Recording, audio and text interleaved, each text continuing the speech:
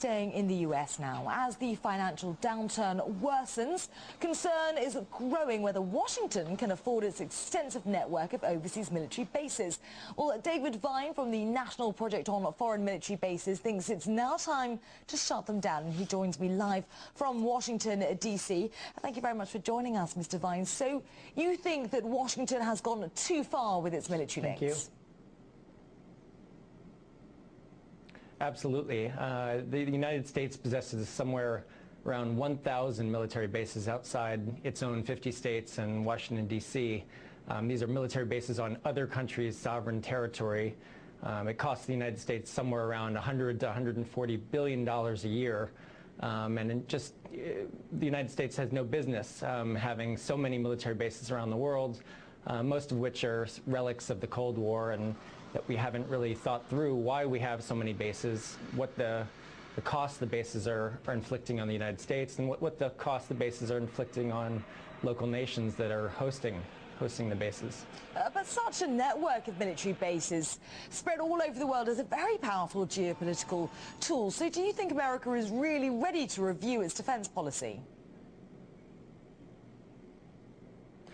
Happily, I do. I think the Obama administration has made strong signs that it seeks a different way of engaging with the rest of the world, primarily through diplomatic means rather than just military means, including its military bases. So I think this is a prime time for the United States to chart a new course and look to start closing some of these military bases overseas. Now, you've already referred to the host nations, and let's talk now about what the shutdown would mean for the countries where America has its bases. I mean, it's a very lucrative deal for those host countries, isn't it? For example, Georgia now says that it's ready to consider hosting a U.S. military base on its territory. At times, it can seem like a lucrative deal, especially to host governments who are the primary and initial beneficiaries of any rent that the United States pays. But upon closer examination, and I think we saw this in Kyrgyzstan, bases do inflict terrible costs often on local communities, inflicting environmental damage on local environments, health costs on local citizens, damage to local social and cultural life, an array of damages, including the displacement of local people and local businesses that sometimes goes on as bases seek to expand their territory. What initially might have looked like a great deal for locals often ends up looking much more sour, to say the least, and it often generates considerable anger among local populations who end up protesting against bases. We've seen this in Okinawa and South Korea in particular, where local service people have committed often egregious crimes against local people and generated widespread protests calling for the closure and removal of U.S. bases. Now, Mr. Vine, what about the plans for this new anti-missile shield in Eastern Europe? It's still on the agenda of the new Obama administration, but do you think it's affordable in light of what you've been saying in the current economic climate?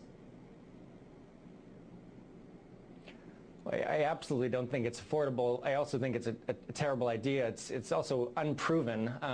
After more than 2 decades of development, it's unclear that the system works at all. And the only quote-unquote successes that the system has shown have been highly orchestrated tests. So there's no reason to think that the system actually works. It's only increasing tensions with Russia, with China, with other nations. And the United States certainly can't afford it in this time of economic crisis.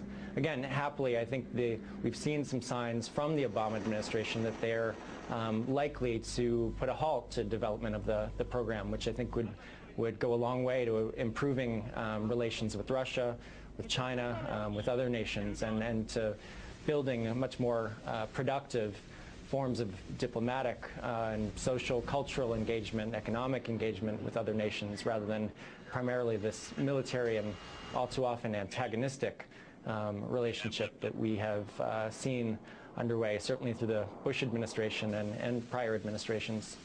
Okay, Mr. Vine, thank you very much. That was David Vine from the National Project on Foreign Military Bases.